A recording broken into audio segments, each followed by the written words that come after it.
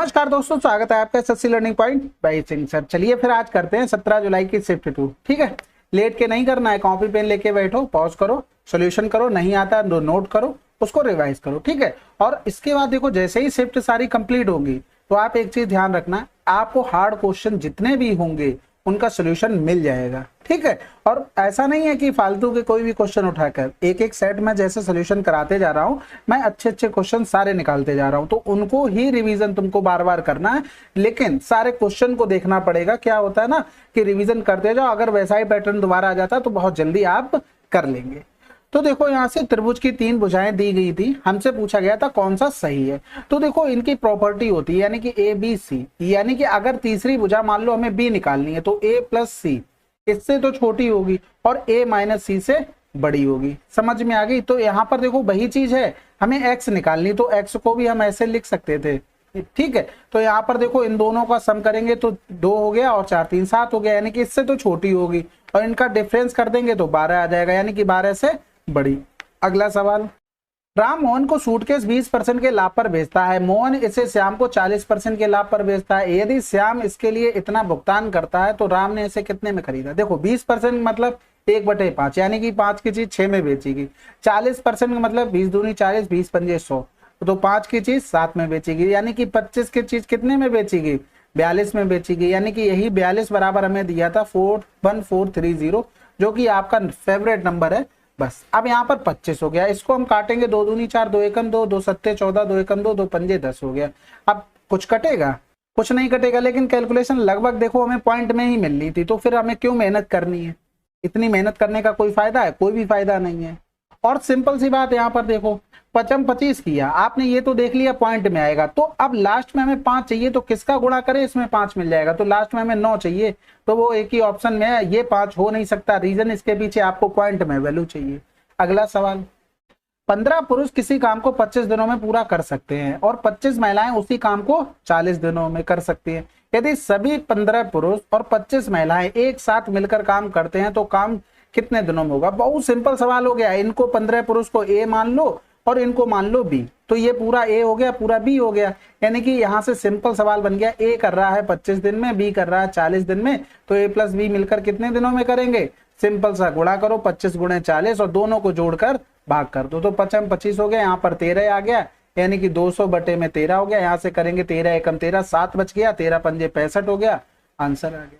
ये फार्मूला हम बहुत बार बता चुके हैं। कभी भी अगर आप बोलते कि ए कर रहा है एक्स दिन में, बी कर रहा है वाई दिन में, तो हमेशा ध्यान रखो X plus Y upon X into Y upon X plus Y, दोनों मिलकर इतने दिनों में करेंगे। ए बी और सी एक साथ एक समान बिंदु से दौड़ना शुरू करते हैं। वे 1200 मीटर लंबाई के एक वृत्ताकार ट्रैक के परितः इतने इतने और इतनी की चाल से दौड़ते हैं। ए और बी एक ही दिशा में दौड़ते हैं जबकि सी अन्य 2 विपरीत दिशा में दौड़ता है। वे पहली बार कितने समय के बाद मिलेंगे?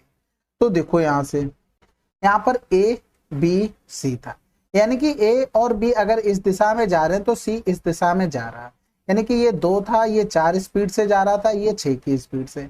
अब अगर हम ए और बी का लिखते तो ए बी की स्पीड क्या होगी? घट जाएगी, क्योंकि एक ही दिशा में जा रहे हैं तो 2 होगी। अगर हम यहाँ पर बी और सी की लिखते तो 6 4 10 हो जाती, क्योंकि अपोजिट चल रहे हैं। अगर यहाँ पर ए सी की लिखते तो 6 2 8 हो जाती। सापेक्ष चाल होती है ना, एक दिशा में चलते हैं तो जुड़ जाती है, सॉरी घट जाती है, और विपरीत में चलते हैं तो क्या होती है? जुड़ जाती है। बात ये तो पता होगी ना, ये एक ही दिशा में घटती है और विपरीत दिशा में जुड़ती है। अब यहाँ पर देखो, अगर हम इसकी चाल से जाते तो 1200 में डिवाइड करना पड़ता है, यानी कि यहाँ पर कितना लगता है? 600 सेकंड लगता है। इसमें अगर डिवाइड करते हैं हम 10 से तो कितना लगता है? 120 सेकंड लगता है। और फिर अगर इससे हम करते तो 15 8 क्या होता है? 120 होता है, यानी कि 8 यहाँ पर करो तो 15 8 120, 150 सेकंड लगता है। अब ये तो आ गए ना मीटिंग पॉइंट वाले, अब आपको इनका एलसीएम लेना था, यानी कि एलसीएम जैसे ही लोगे तो कितना आ जाएगा इनका एलसीएम? 600 आ जाएगा। बिल्कुल, ये आया क्या? सेकंड में, यानी कि इतने मिनट इतने सेकंड बाद मिलेंगे, लेकिन हमें चाहिए मिनट में, तो 60 से भाग कर दो, आंसर क्या आ जाएगा? 10।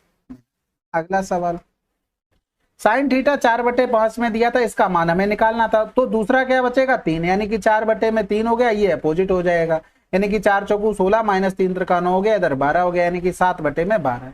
अब ये ट्रायंगल बनाने की जरूरत नहीं है, इतनी तो आपको प्रैक्टिस होनी चाहिए। ठीक है, अगला सवाल, एक बैग में लाल, हरे और नीले पेन है। लाल, नीले और हरे पेन का दिए गए क्रम में अनुपात इतना है, यदि बैग में पेनों की कुल संख्या इतनी है तो उनमें से कितने पेन लाल थे। सिंपल से ऐसे तो सवाल। 7 4 11, 11 और 9 कितना हो गया, 20 हो गया। 20 का मान 320 दिया था, हमसे 7 की वैल्यू निकालनी थी, तो यहां से करते तो ये 16 हो गया। 16 सत्ते 112। इससे पहले हम 7 की मल्टीपल भी चेक कर लेते, लेकिन यहाँ पर 17 सत्ते 119 भी हो रहा था, तो इसलिए हमें ये पूरा करना पड़ा।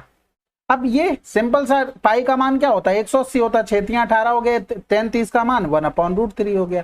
अब यहाँ पर करेंगे 6 3 18, सेक 30 का मान क्या होता है, 2/√3 में होता है, यानी कि ये √3 और ये 3 हो गया। इसको क्या लिख सकते हैं, √3। अगला सवाल, इसको सरल करना था, ये भी आसान सवाल था। यहाँ पर देखो क्या लिखा था, x² माइनस का 2 इंटू में 1 इंटू में x² प्लस का 1 हो गया। यहाँ पर होल स्क्वायर कर लो, यहाँ पर होल स्क्वायर। तो ये फार्मूला क्या बन गया, x² माइनस 1 का होल स्क्वायर बन गया।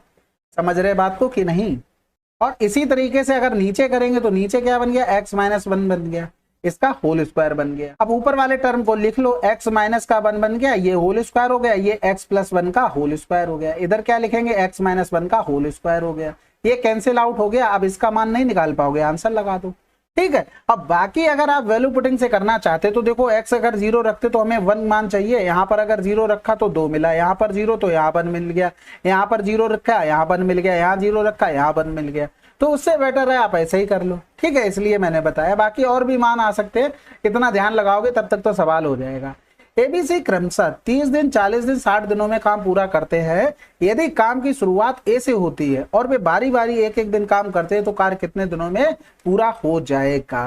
देखो केवल इतना ध्यान देना, ए से शुरू हो रहा है और फिर बी आ रहा, फिर सी आ रहा। ठीक, अब एलसीएम ले लेंगे इसका, हमारे हिसाब से सिंपल सा दिख रहा है, 5 4 और 3 का एलसीएम लेते तो यानी कि 600 ले लो इनका, क्योंकि 4 3 5 का 60 ही आता और तो कुछ आ नहीं सकता, और एक 0 यहाँ पे बढ़ा दो तो इनकी इफिशियंसी कितनी हो गई, 20 हो गई। इनकी करेंगे तो 0 से 0 15 हो गई, इनका करेंगे तो ये 12 हो गई, इफिशियंसी आ गई। अब ए से शुरू करेंगे 20, फिर बी आ जाएगा, यानी कि ए बी और सी, और इनकी 12 हो गई। 15 12 27 और 20 47 हो गया।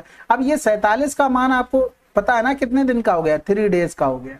बस अब यहाँ पर देखो 600 में हमें 47 से भाग करना था। अब 47 में ऐसे नंबर का गुणा करो कि 600 के पास पहुंच जाओ। देखो 15 चौको 60 करते, यानी कि 40 गुणे 15 तब भी पहुंच गया, 7 अभी बचा हुआ है तो उसको तो हटा दो। इसी तरीके से 13 करते तो 13 सत्ते 91, 9 हासिल में आ गया, 13 चौको 52, वो भी नहीं हो रहा है, यानी कि कहीं ना कहीं 12 चौक 48, 12 से ये हो जाएगा। तो देखो 12 सत्ते 84, हासिल लगा 8 हो गया, 12 चौक 48 और 48 में 8 जोड़ेंगे 564 आ गया। अब यहाँ पर 600 अगर घटा देंगे तो कितना बचेगा, 36 बच जाएगा, यानी कि 12 काम हो गया। ये एक दिन के हिसाब से किया, लेकिन ये टोटल है कितने दिन का, 36 दिन का काम हो चुका है। समझ गए, काम बचा कितना, 36 काम बचा।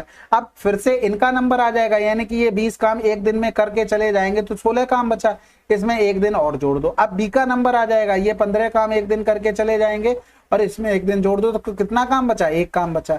यहाँ कितने हो गए, 38 हो गए, एक काम बचा, किसका नंबर आ जाएगा, सी का।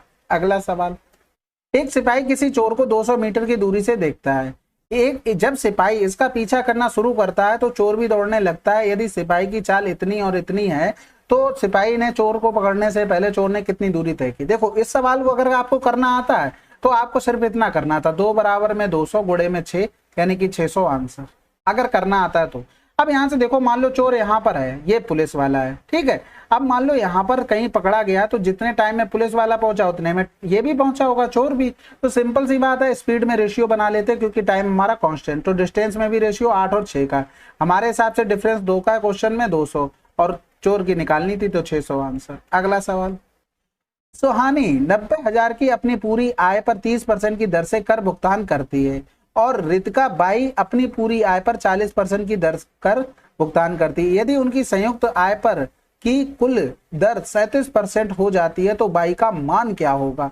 तो सिंपल सी बात है, 30% ये दे रहा है, 40% ये दे रहा है। अब टोटल कितना हो गया, 37%। यहाँ से आ गया ये 3%, यहाँ से आ गया 7%। अब यहाँ से 3 बराबर कितना दिया था, 90,000 दिया था। इनटू में कितना गुना हो गया, जितना भी हुआ 0 को तो हटा दो, लेकिन 3 गुना हुआ, इसका भी गुणे में 3 कर दो तो 21 आ रहा, जिसमें भाई आंसर। अब ये नीचे इसी का रेशियो क्यों आया, हमेशा ध्यान रखो, जिसके सापेक्ष में काम करोगे उसी का रेशियो आएगा। अगर आप कर निकालते कितना, 30% कर दे रहे तो आप 90,000 पे ही तो निकाल रहे, तो सापेक्ष में किसके काम हो रहा, उसकी आय पे हो रहा तो रेशियो आय का आएगा। अब जैसे सीपी वाले में आप प्रॉफिट एंड लॉस पे भी एलिगेशन लगाते तो नीचे सीपी होता तो हमेशा यहाँ पर रेशियो सीपी का आता है। स्पीड में भी ऐसे ही चलता है, तो ये चीजें ध्यान रखने वाली होती हैं। समीक्षाधीन अवधि के दौरान महाराष्ट्र से चयनित उम्मीदवारों की संख्या इस अवधि के दौरान दिल्ली से चयनित उम्मीदवारों की संख्या का लगभग कितने % है। तो चयनित की बात कर रहा था। अब यहाँ पर हमें ये चयनित वाले दिख गए किसमें, दिल्ली में, और फिर महाराष्ट्र के चयनित वाले ये हो गए। अब यहाँ पर ईयर नहीं कुछ दिया है, यानी कि टोटल हमें बताना है, तो टोटल कर लेते हैं। 8 4 12 और 2 14 की 4 हासिल लगा 1 हो गया, 10 4 14 और 9 23 हो गया, 23 7 30 और 8 38 हो गया। इधर जोड़ देंगे तो ये 5 4 9 5 14 और हासिल लगा 1 9 7 16 24 30 और 6 36 हो गया। अब हमसे पूछा दिल्ली से चयनित उम्मीदवारों की संख्या का लगभग कितना %, यानी कि इसका परसेंटेज हमें निकालना। समझ गए होगे बात को। अब हमें इसमें कुछ काटना पीटना नहीं है, हमें सिंपल सा ये देखना 36500 और ये हो गया 384। अब ऑप्शन का सहारा लेना, सब में 9 है स्टार्टिंग में, फटाफट 9 से गुणा करो। 9 चौक 36 हो गया, 9 अट्ठे 72 और 3 75 हो गया, 9 3 27, 27 और 7 कितना हो गया 34 हो गया। तो 10 से 6 गया 4 हो गया, 14 से 5 गया 9 हो गया, 5 से 4 गया 1, उतारा लिया 0। अब दूसरे पे देखो सबसे बड़ा नंबर 6 है, अगर करते 6 3 18 15 से बड़ा आ गया तो ये ऑप्शन नहीं हो सकता। उससे छोटा कौन सा 4 है, 4 का 4 3 12 हो सकता है, फटाफट करके देख लो। 4 चौकू 16, 4 अट्ठे 32 और 1 33 हो गया, 4 3 12 और 3 15 हो गया। ये भाग तो चला गया, तो हमारा आंसर आ गया, बात खत्म। अगला सवाल, एक समबाहु त्रिभुज की भुजा में इतने की वृद्धि होती है तो क्षेत्रफल में कितने % की वृद्धि होगी। तो देखो समबाहु त्रिभुज का अगर क्षेत्रफल देखते √3/4 a² होता तो 2 बार वृद्धि हो रही, तो 34 की भी 2 बार वृद्धि होगी, यानी कि 34 प्लस का 34 प्लस का 34 और गुणे में 34 बटे में 100 हो गया। तो यहाँ पर ये कितना हो जाएगा 68 हो जाएगा, प्लस में 34 का स्क्वायर सभी को पता होना चाहिए था 1156, तो 8 1 9 हो गया और 6 1 7 हो गया, 79.56%। फार्मूला पता होगा ना प्रॉफिट वाले, कौन सा फार्मूला होता है, अगर ये भी नहीं पता तो फिर भाई मेहनत करो। ठीक है, अगला सवाल, यदि वार्षिक साधारण ब्याज की एक निश्चित दर पर निवेश की गई राशि पर 7 वर्षों में प्राप्त मिश्र धन इतना और 11 वर्षों में प्राप्त इतना है तो निवेश की गई राशि बतानी। साधारण ब्याज है, सिंपल सा देख लो, 11 वर्ष में कितना मिला 18,906 और यहाँ पर कितना मिला 7 वर्षों में 14,522। अब यहाँ पर टाइम में डिफरेंस इतना है तो देख लेते हैं, 6 से 2 गया 4 हो गया, 10 से 2 गया 8 हो गया और 8 से 5 गया 3 हो गया, तो 8 से 4 गया 4, यानी कि 4 वर्ष का ब्याज इतना आ गया। क्यों आ जाता, क्योंकि ये प्रिंसिपल ऐसा ही होता समथिंग इसमें, और इसमें भी प्रिंसिपल ऐसा ही समथिंग होता है। तो जब घटाते हैं तो प्रिंसिपल कैंसिल आउट हो गया होगा और किसमें डिफरेंस आ जाएगा, ब्याज में आ जाएगा। तो जितना टाइम में डिफरेंस उतने ही साल का ब्याज आ जाता है। तो यहाँ पर 7 बराबर निकाल लेते हैं, 4 एकम 4 हो गया, 0 4 नेम 36, 4 छंग 24 हो गया, गुणे में 7। अब जो भी ब्याज आएगा वो हमें क्या करना पड़ेगा, इससे माइनस करना पड़ेगा। तो 7 छक्का 42 हो गया, 7 नेम 63 67 हो गया, 7 एकम 7, तो 7 6 7 2 माइनस कर दो तो 0 हो गया, 12 से 7 गया 5 हो गया और यहाँ पर 14 से 6 गया तो 8 बच गया, तो 8 मिल गया, बात खत्म हो गई। आगे भी कुछ आसानी बचा था, क्या ही बचा था उसमें। अब यहाँ पर देखो, इसमें आपको गुणोत्तर श्रेणी वाली यानी कि जीपी वाली चीजें पता होनी चाहिए थी, नहीं तो क्या आपको फार्मूला पता नहीं होगा तो बढ़िया सा क्यूब करो, स्क्वायर करो, खोलते रहो, जोड़ते रहो। अब यहाँ पर 2 कंडीशन होती हैं, एक होता है आर जब छोटा हो 1 से और एक जब होता है आर बड़ा हो 1 से। तो कंडीशन यहाँ पर आर क्या होती है, आर होता है इनका रेशियो। जैसे 3 की पावर 2 बटे में 3 किया तो कितना आया 3 आया। फिर अगली कंडीशन में अगर देखते तो 3 की पावर 3 बटे में 3 का स्क्वायर बराबर में भी 3 आया। यानी कि इनके नेक्स्ट टर्म से रेशियो हम देखते जाते हैं और फिर अगर वो सेम आता है तो यहाँ पर ये आर का मान हो गया। अब यहाँ पर आर 3 आ रहा है जो कि क्या है 1 से बड़ा है, तो आर के लिए यहाँ पर सम के लिए कौन सा फार्मूला लगेगा ये। अब ए क्या होता है, ए होता है हमारा प्रथम पद, यानी कि 3 आ गया प्रथम पद। फिर आर हो गया, आर का मान कितना आया 3 आया और पावर में एन, एन का मतलब हो गया कितने पद हैं। तो देखो 1 से शुरू हुआ है यानी कि कहां पर पहुंचे हम 8 पर पहुंचे, यानी कि यहाँ पर 3 की पावर 8 रही होगी, माइनस का 1 हो गया, अपॉन में 3 माइनस का 1 हो गया। बात समझ गए होगे कि नहीं समझे। अब इतना तो कर ही सकते थे, पूरा करने के बजाय इतना तो करना ही पड़ेगा। तो यहाँ पर करेंगे 3 गुणे में, अब 3 की पावर 4 तक तो जा सकते हो ना, 81 आ जाएगा। ठीक है, और 81 गुणे 81 करना था तो सिंपल है, 1 एकम 1 हो गया, 8 एकम 8, 8 एकम 8 16 हो गया, वहां से लगा 1 हो गया, 8 2 64, 1 65 हो गया। यानी कि 65 61 से 1 माइनस कर देंगे, 65 61 माइनस का 1 अपॉन में हो गया 2, यानी कि यहाँ से आ गया 3 गुणे में 65 60 हो गया, बटे में 2 हो गया, 2 3 6 2 दूनी 4 2 अट्ठे 16 0 हो गया। यहाँ से जैसे ही 3 अट्ठे 24 देखा आंसर लगा दो। ठीक है, 0 3 अट्ठे 24 हो गया, फिर 32 3 96 हो गया, 96 2 98 हो गया, बात खत्म। समझ गए ना आपको? अब पूरा करने जाते तो फिर आप समझ सकते हो कहाँ तक पहुंचते। तो अच्छा सवाल था काफी, इसको भी नोट करके आपको रखना है। चलो चलो फिर अगला सवाल करते हैं। ए प्रतिदिन 5 घंटे कार्य करके एक कार्य को 8 दिनों में पूरा कर सकता है। बी 6 घंटे कार्य करके उसी कार्य को 10 दिनों में। यदि वे दोनों मिलकर 8 घंटे कार्य करें तो उस कार्य में पूरा कर सकते हैं, कितना टाइम लगेगा? यही तो पूछा। तो देखो ए की इफिशियंसी 1, 5 गुणे में 8 बराबर में बी की इफिशियंसी बी, 6 घंटे काम करते इतने दिनों में पूरा हो जाएगा। ठीक है, तो 5 दूनी 10 हो गया, 2 चौकू में 8 हो गया। तो ए अपॉन बी की इफिशियंसी कितनी आ गई? 2 तिया 6, 2 दूनी 4। तो टोटल वर्क निकाल लेते हैं, किसी एक को भी पकड़ लो। एक को पकड़ लेंगे तो 3, 5 घंटे काम कर रहा था 8 दिन में, ये टोटल वर्क आ गया। ठीक है, अब दोनों की इफिशियंसी 5 और 8 घंटे काम करेंगे तो काम कितने दिन में हो जाएगा? 3 दिन में खत्म। अगला सवाल, 23.1 सेंटीमीटर लंबा एक चाप वृत्त के केंद्र पर 18 डिग्री कोण बनाता है, तो उस वृत्त का क्षेत्रफल क्या होगा? देखो 18 डिग्री कोण बना रहा था तो इतना आ गया। ठीक है, अगर वो 360 डिग्री कोण बनाता तो ये क्या गुना हो रहा था? 20 गुना। इसका भी 20 गुना कर दो। तो यहां से देखो पॉइंट से तो चला गया 0, तो 2 एकम 2, 2 तिया 6, 2 दूनी 4 हो गया। अब हमें ये दिख गया था ये 11 का मल्टीपल है, तो हमारा यहीं पर काम समाप्त हो गया। कैसे समाप्त हो गया? अगर आपको रेडियस पता हो 7 है तो आपकी 2 पाई आर का मान कितना होता है? 44 होता है। और यहाँ पर ये कितना हो जाएगा? Area pi R square 154। अब यहाँ पर एक चीज देखो, ये क्या गुना हो रहा था? ये 462 आ गया, यानी कि हमें नहीं पता कितना गुना हो रहा था, लेकिन हम ऐसे तो लिख सकते थे 462 अपॉन 44 गुना, इतना गुना हो रहा था। यानी कि रेडियस इसी में रेशियो में रही होगी, क्योंकि रेडियस मतलब जितना गुना होगी उतना ही उसकी परिधि भी उतनी गुना हो जाती है। लेकिन एरिया उसका स्क्वायर में चलता है, क्योंकि यहाँ पर आर क्या होती है? स्क्वायर में होती है। थोड़ी सी कोशिश करना समझने की। अब इतना गुना हो रहा था, लेकिन अब एरिया तो इतना है, तो 154 है, तो एरिया कितना गुना हो जाएगा? 462 अपॉन में 44, इसका स्क्वायर गुना हो जाएगा। तो 2 दूनी 4 हो गया, 2 तिया 6 हो गया, 2 एकम 2 हो गया, और यहाँ पर 22 हो गया। तो इधर करेंगे 11 दूनी 22 हो गया, 11 दूनी 22 हो गया, और बचा कितना? 1, 11 एकम 11 हो गया। अब इसको 154 को क्या लिख सकते थे हम? ये भी तो 11 का मल्टीपल आ रहा है, तो इसको भी हम 11 एकम 11, और बचा कितना है? 11 चौक 44 हो गया। इनटू में 21 गुणे में 21 बटे में ये 4 हो गया, यानी कि 2 दूनी 4 हो गया, 2 सत्ते 14। यानी कि हम यहाँ से लिख सकते हैं 11 गुणे में 21, 21 हम 441 बटे में 2। तो यहाँ से हम गुणा करेंगे क्या? 7 एकम 7, 7 चौक 28, 7 चौक 28, 2 30 गुणे में 11 है।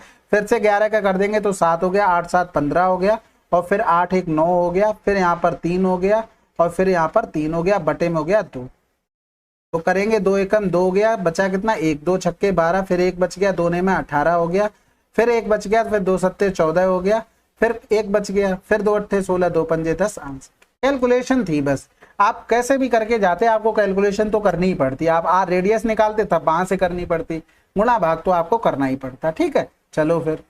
यदि एक कंपनी में स्टोर द्वारा 2500 लैपटॉप बेचे गए, तो कंपनी ए के बेचे गए लैपटॉप की संख्या और कंपनी सी के बेचे गए लैपटॉप की संख्या के बीच अंतर क्या है? तो देखो 100% की वैल्यू हमें 2500 दी थी, तो ये सब लिखने की जरूरत नहीं है। आपको पता है कि कट के 25 बचेगा, हमें 25 का गुणा करना। ए में कितने थे? 40 थे, सी में कितने थे? 8 थे, यानी कि हमें 32 की वैल्यू निकालनी थी। तो 25 दूनी 50, 75 80, यानी कि 800 आंसर। अगला सवाल भाई, क्रमिक छूटों के बराबर एकल छूट कितनी होगी? तो सिंपल सा है, इसमें क्या कर सकते हैं, या तो आप फार्मूला लगा लो या तो सक्सेसिव लगा लो। ठीक है, 4 3 12 25 हो गया, तो 25 से चीज कितनी हो गई छूट देने के बाद? 3 की छूट दे दी, यानी कि 22। फिर 20 पंजे 100 हो गया, यानी कि 1/5, 5 से चीज 4 हो गई, 25 चौकू 100 हो गया, यानी कि 4 से चीज 3 हो गई। तो 4 से 4 कैंसिल आउट हो गया, 25 पंजे 125 हो गया, 22 तिया 66 हो गया। ठीक है, सही है। तो यहाँ से घटा देंगे तो 5 से 15 से 6 गया तो 9 बच गया, यहाँ 11 से 6 गया तो 5 बच गया, बटे में 25 पंजे 125, 25 चौकू 100 हो गया। इधर कर लेंगे तो 4 नेम 36, 4 पंजे 20 और 3 23, बटे में 5, 5 चौकू 20 हो गया, 3 बच गया, 5 सत्ते 35 हो गया, और 5 दूनी 10 हो गया। आंसर कैलकुलेशन थी। ठीक है, 6 आधार त्रिज्या और 8 ऊंचाई वाले शंकु का संपूर्ण पृष्ठीय क्षेत्रफल क्या होता है? आपको याद होना चाहिए था, पाई आर और एल प्लस का आर। अब यहाँ पर आप शंकु बनाओगे तो आप इसमें स्लैंट हाइट नहीं निकाल पाओगे, बिल्कुल निकाल लोगे, कुछ करना ही नहीं था। और एल प्लस आर कितना हो जाएगा? 10 6 16 हो जाएगा। ठीक है, अब यहाँ पर गुणा कर लेते हैं, उसको और तो कुछ कर नहीं सकते ना। तो 22 छक्का 132 गुणे में 16 बटे में 7, तो 16 दूनी 32 हो गया, 16 तिया 48 और 3 51 हो गया, 16 एकम 16 5 21।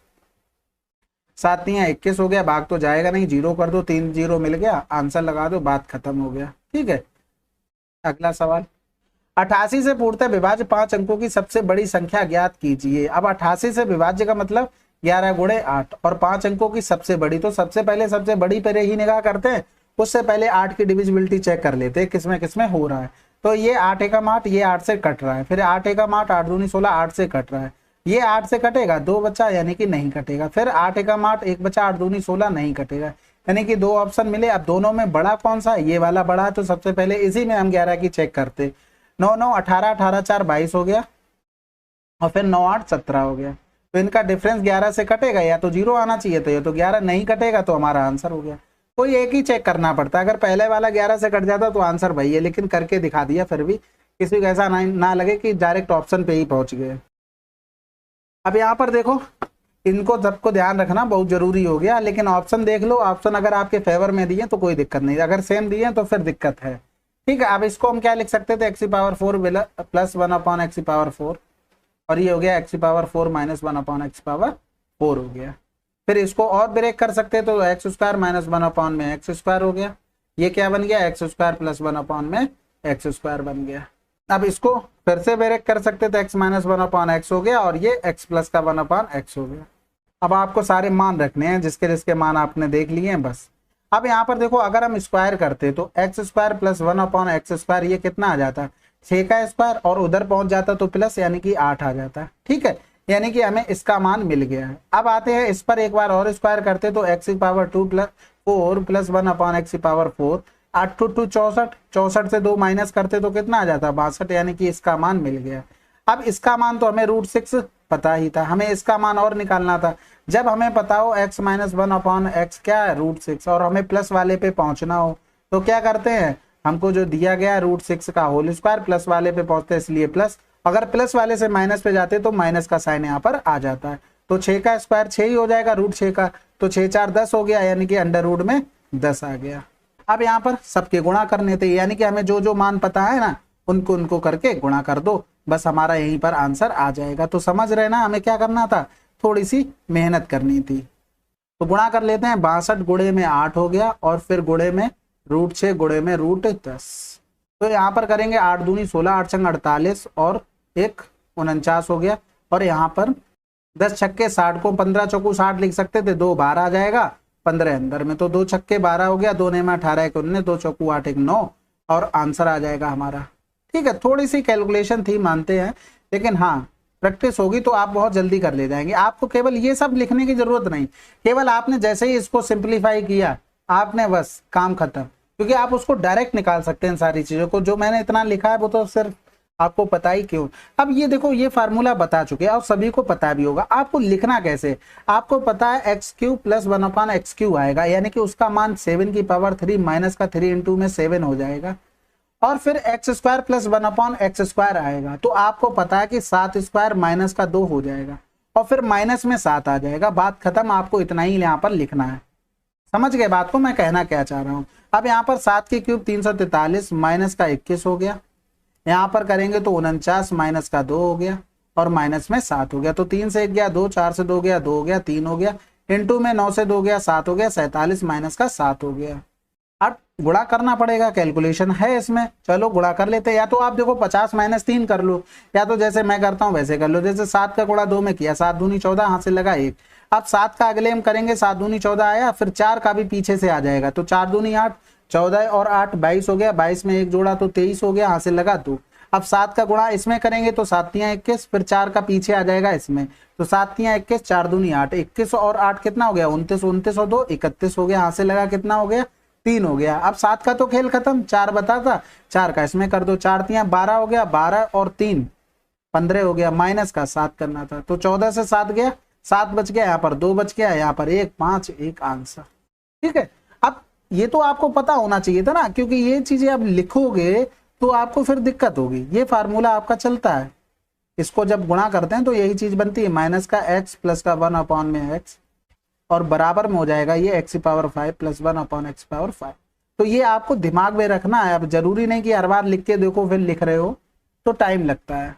अब ये सवाल देखो, देखो बहुत लोगों को इसमें कंफ्यूजन होती है, ये एक ट्रिक होती है, ऑल स्टूडेंट टेक केयर, सबकी अपनी अपनी ट्रिक होती है, तो ये ध्यान कर लो। इसमें क्या होते हैं, सभी पॉजिटिव होते हैं, इसमें केवल साइन और कोसेक होता है, इसमें केवल टेन और कॉट होता है, और इसमें केवल कॉस और सेक होता है। और एक चीज ध्यान रखना, इस पे 90 पे और 270 पे हमेशा चेंज आते हैं, और 180 और 360 और इस पे चेंज नहीं आते हैं। ठीक है, अब आप अभी समझ जाएंगे।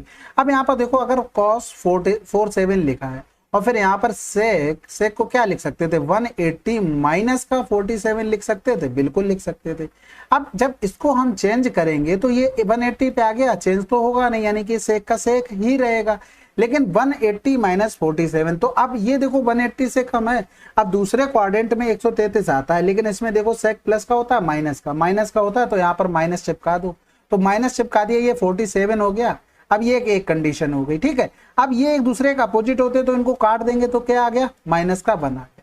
अब इसी तरीके से हम लिखेंगे साइन 44, और फिर यहां पर हो गया कोसेक। इसे क्या लिख सकते थे, 180 माइनस का 44 लिख सकते थे। कौन से क्वाड्रेंट में, सेकंड क्वाड्रेंट में, चेंज तो होगा नहीं, तो सिंपल सी बात है, सेकंड में क्वाड्रेंट में, और ये क्या रहेगा, प्लस का ही रहेगा, यानी कि लिख सकते हैं साइन 44, क्योंकि कोसेक सेकंड में प्लस का ही है, और ये चेंज होगा नहीं, क्योंकि 180 पे मैंने क्या बताया था, चेंज नहीं होता है। तो कोसेक कितना हो जाएगा, यानी कि 44, यानी कि एक दूसरे का अपोजिट होते तो क्या बना देंगे, प्लस का 1, यानी कि माइनस का 1 प्लस का 1 कैंसिल आउट, 0 आंसर। अगला सवाल, रवि किसी काम को 40 दिन में कर सकता है और सुधा उसी काम को 60 दिनों में कर सकती है। यदि काम की शुरुआत सुधा से होती है तो उसके बाद वे बारी बारी से एक एक दिन कार्य करते हैं, तो काम कितने दिनों में पूरा होगा। देखो इस पे बेस सवाल बहुत आए हैं। ठीक है, तो अब क्या ही कर सकते हो, करना ही तो पड़ेगा, यानी कि ये सुधा हो गई 60 दिन, तो इनका एलसीएम आपको सबको दिख रहा होगा 120, तो इनकी इफिशियंसी 3 हो गई, इनकी 2 हो गई। अब काम सुधा ने शुरू किया और फिर ये, यानी कि 2 और 3, यानी कि 5 काम हो रहा कितने दिन में, 2 डेज में। तो 120 बटे में 5 करेंगे तो 5 दूनी 10, 5 को 20, ये तो एक दिन मान के आ गया, लेकिन इसमें 2 का गुणा करना पड़ेगा, 48 आंसर। चलिए फिर ये शिफ्ट आपकी समाप्त हो गई है। ठीक है, चलो फिर मिलते हैं अगले वीडियो में। टेलीग्राम ज्वाइन कर लेना, सोल्यूशन पीडीएफ मिल जाएगी, और प्रैक्टिस करते रहो, प्रैक्टिस दबा के करो, और कुछ नहीं। कैलकुलेशन का मतलब होता है स्टेप्स कटिंग करना, बाकी तो जो गुणा भाग है वो तो है ही है, पर स्टेप्स कटिंग करोगे वो भी बहुत भी फायदा करती है। चलो फिर मिलते हैं अगले वीडियो में, तब तक के लिए जय हिंद, जय भारत।